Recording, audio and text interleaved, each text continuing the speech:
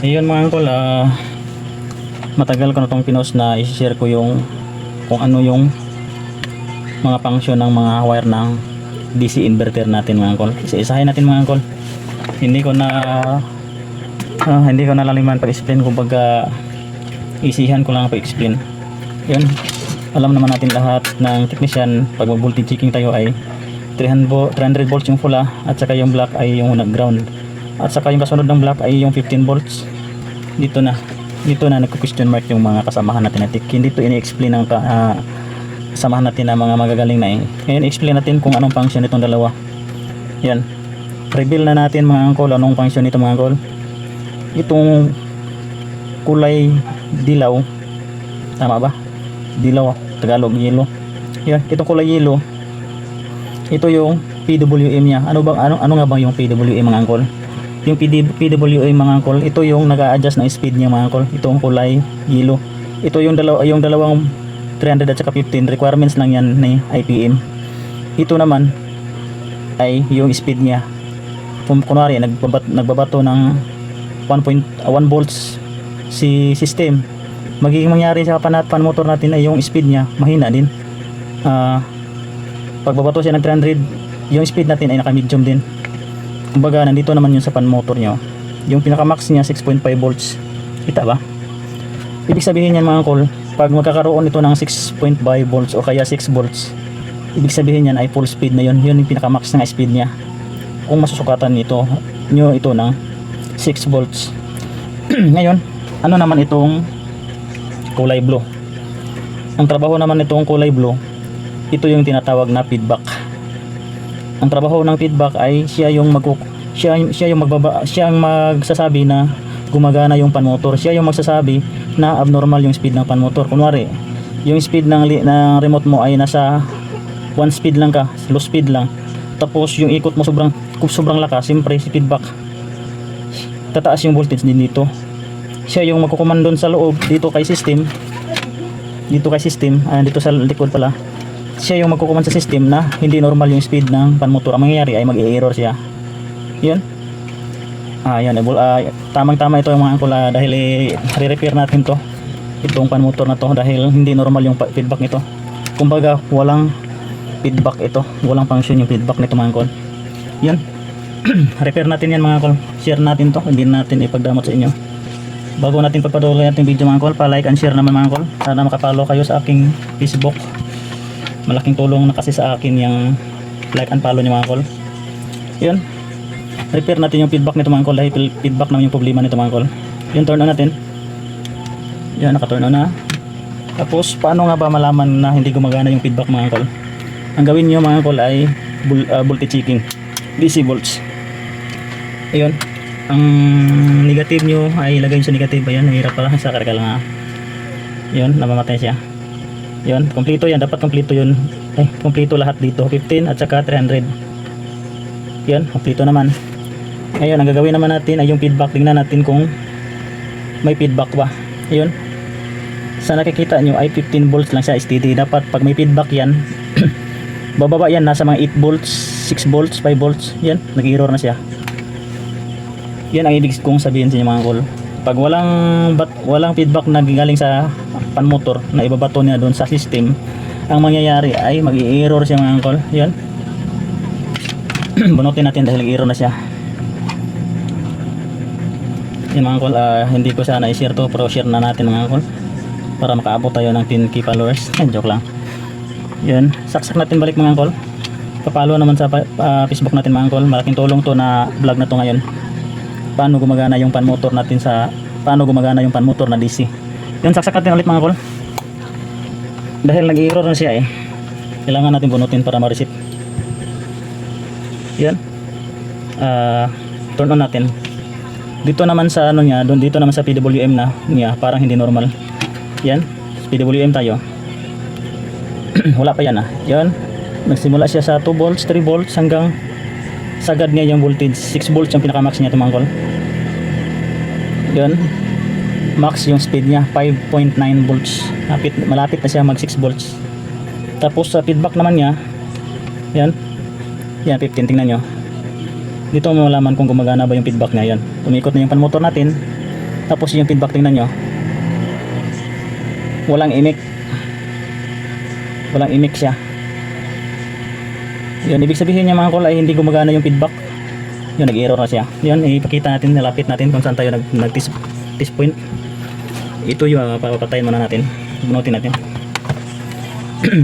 Dito yung ground, at saka ito yung dito na lang para ano, maintindihan niyo talaga. Bunutin na natin to dahil tanggalin at baklasin natin yung motor na to. Yun, ang test point natin ito mga kol ay itong kita ba sa camera? Teka lang ha. Itong kulay black, ito yung negative, at saka yung positive niya 300. Ito naman yung kulay white ay 15 volts. Ito yung dalawa yung requirements niya. Ito lang dalawang hindi pinaliwanag sa atin sa mga electronic tech natin, para hindi malamangan yung mga magagaling na electronic technician. Pero sa atin, sinishare na natin mga kol. Yun, kung mag-check kayo sa PWM niya mga kol, negative dito sa black at saka dito sa kulay yellow. Dapat may masusukat kayo dito na 1 volts hanggang sa 6 volts. Dito naman sa feedback niya, negative to blue. Ang masusukat nyo dapat dito ay nasa mga 8 volts. Hindi katulad kanina na steady lang yung 15 volts niya. Dapat magbabago yung voltage niya. Pag magbabago yung voltage mga kol, ibig sabihin yan mga kol ay gumagana yung feedback niya. Yan, baklasin natin tong pan motor na ito mga kol. Yan, nabaklas na ito ng kasamahan natin na tech dahil hiniram lang natin ito mga angkol. Tinanggal na ito dahil akala sira yung boards. Okay naman pala. Ngayon, paghiram natin, nasira ito, nadamay ito sa mga repair natin. Kailangan natin i-repair ito mga angkol dahil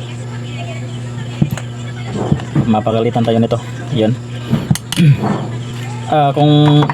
Kung ano talaga mga angkol, kung kailangan nyo repairin tapos ibalik nyo sa pan motor, huwag nyong kakalin dito. Hindi ko alam kung anong diskarte nito pagtanggal dahil sa amin ginanito lang namin pero hindi siya 100% na natatanggal mga master. Nababaklas yung simento niya mga kol. Yan. Dahil pang test lang naman ito para mapakita ko sa inyo paano nga ba gumagana yung yung 5 wires DC fan motor. Yan, tanggal na mga kol. Yan. Yan, babasag-basag siya. Hindi ko alam kung anong diskarte nito pagtanggal mga kol. Baka may makashare sa atin. Baka may mag-comment dyan na may alam kung anong diskarte para hindi mabasag tong sa gilid niya. Ayun. So nakikita nyo dito FG, BSP, BCC, ground at BM. Itong FG, ito yung feedback. Itong BSP, ito yung signal niya. Ay hindi, speed. Yan, tanggalin natin mga kol.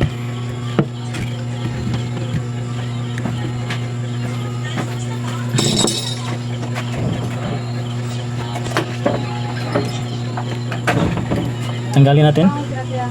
Lagyan muna natin ng lead. Damihan natin para smooth yung pagtanggal natin.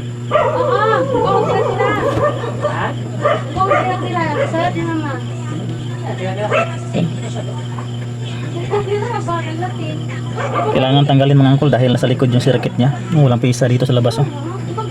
Yan. Ang baybayin natin mga angkol yung feedback niya dahil walang function yung feedback niya.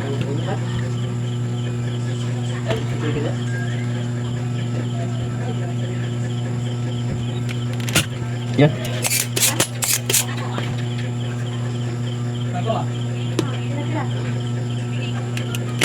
Yan.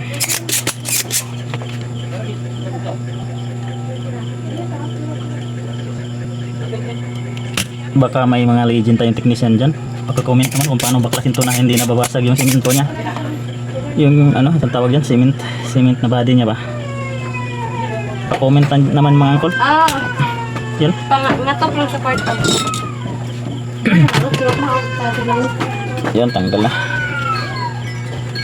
Yan. Tabi muna natin to. Ngayon, focus tayo dito mga angkol dahil dito yung mga pisa niya. Sa nakikita natin kanina, yung feedback niya walang imik. Kumbaga na-steady ng 15 volts na siya. Yun, focus tayo dito sa kulay blue. Kulay blue FG feedback. Focus tayo dito. Kailangan yun. Kasi hindi klaro yung linya niya kung saan pumunta kasi matanda na rin tayo. Hindi naman masyado matanda tayo, pero sira na yan talaga yung mata natin. Gawin natin mga kulay, continuity tayo kung saan pumunta. Yan. Yan dito, resistor. Tapos itong resistor na to pumunta dito. Okay. Ngayon subukan natin tong itis mga angkol, kung may resistance ba.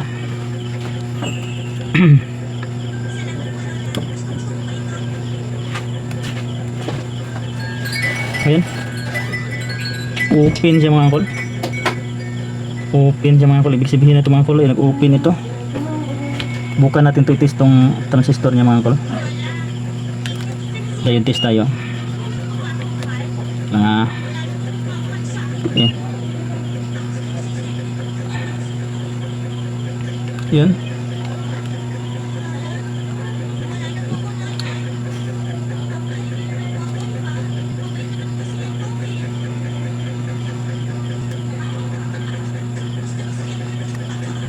Hindi natin masyadong matis kung nasa circuit mga angkol dahil nadidetect niya yung paligid.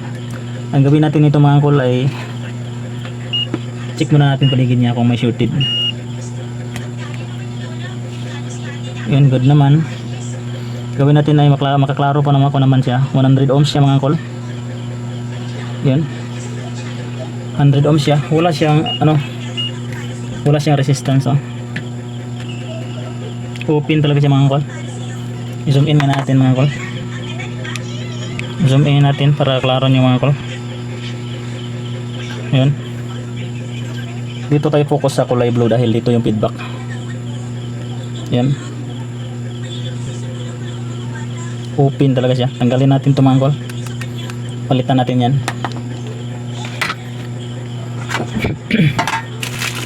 Ito ay yung pinakamahirap mga angkol dahil pagtanggalin natin to tapos palitan natin ng 100 ohms, kailangan pa natin ibalik doon sa circuit niya tapos testing ulit. Yan, tanggalin natin yan.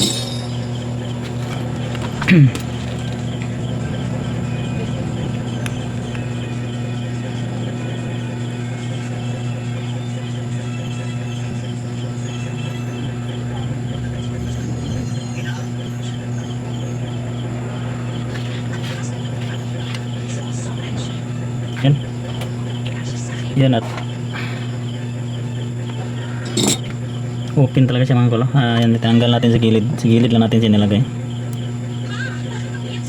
Yan, check natin ulit. Wala talaga. Open talaga. Tanggalin na natin yan. Palitan natin ng bago. 100 ohms yan Yan.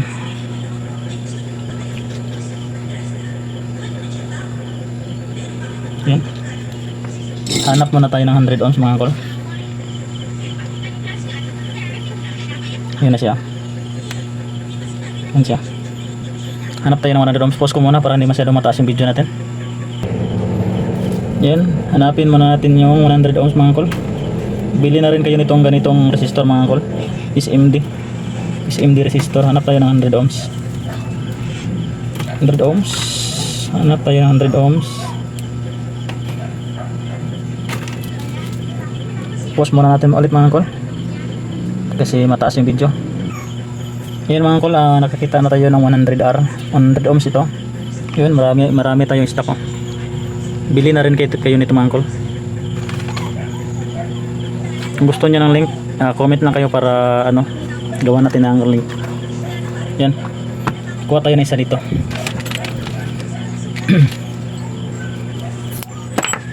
Yan, tanggal tayo ng isa. So dito na lang tayo magsimula. Yan. Kuha tayo ng isa mga kol. Aray ko. Kaliit. Aray ko po. Yan. Tanggalan natin siya. Siyempre testing din natin dito. Hindi mo natin ibalik. Hindi mo na natin ilagay doon. Test muna tayo. Ay ka.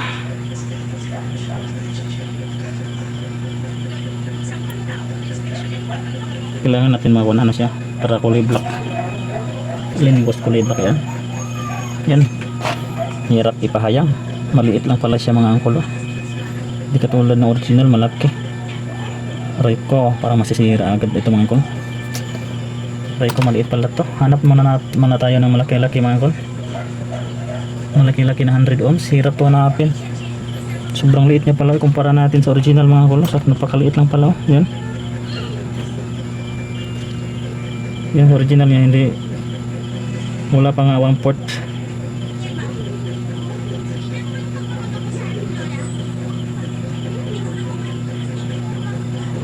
Yan. Malaki yung original niya, tapos yung resistor natin napakaliit pala. Hindi pwede yan mga angkol. Ngayon mahirapan tayo nito, hanap tayo ng malaki. Pause ko muna mga angkol, hanap tayo ng 100 ohms na malaki. Pause ko muna. Ayun mga angkol, sa katagalan din natin yung paghahanap ng mga board, nakahanap din tayo ng 100 ohms. Yan siya. Yan ito. Sa washing machine ito mga angkol. Yan, kita ba yung pistir? Yan, 99.8. Tanggalin natin yan mga angkol. Yan yung gamitin natin mga angkol dahil medyo makapal ito konti sa original niya. Medyo makapal konti. Yan, ito na yung gamitin natin doon. Okay. Sana pala yung huwag natin kalimutan lagyan ng ganito mga angkol. Huwag kalimutan lagyan ng ganito para safety yung resistor natin. Yan. Para safety, hindi masira.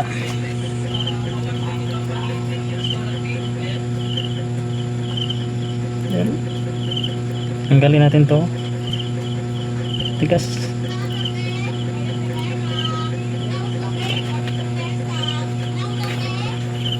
Yan, natanggalan natin siya. Ayun siya. Ayun, saan na yung puller natin mga angkol. Pulutin na lang natin ito sa kamay mga angkol para secure. Yan, ito siya. Klaro ba? Hindi klaro. Yan, tanggalin muna natin yung mga board na tangko natin na nakahawayan natin. Tanggalin muna natin to. Yan muna kayo sa tabi-tabi. Yan. So yun, sana yung nakuha natin to. Yan siya. Yan. Zoom in nga natin konti. Yan siya. Tapos siyempre test natin ulit. Yan. Yun, 100 ohms. Yan, ito na ilagay natin doon. Yan. Tabi ka muna, call. Yan. Ito natin siya ilagay.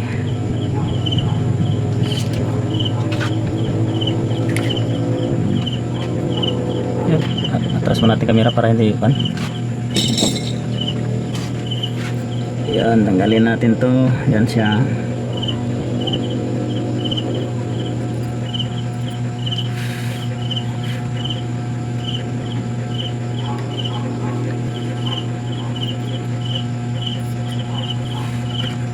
Yan.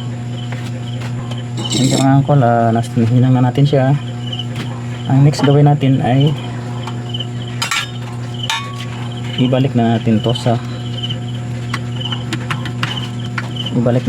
kaha niya. Yan siya. Hindi para klaro. Yan, ito yan siya. Yan, balik na natin. Subukan natin kung magkakaroon na ba siya ng feedback. Sayang yung resistor na tinanggal natin mga angkol. Hindi pala makapareho. Yan. Atras mo natin dito camera natin. Malayo na pala. Yan, balik na natin. Kung nakatulong itong video natin mga angkol, pa-like and share mga angkol, at pa-follow na rin mga angkol. Pa-follow naman din mga angkol para makarating na rin tayo sa requirements ni busing in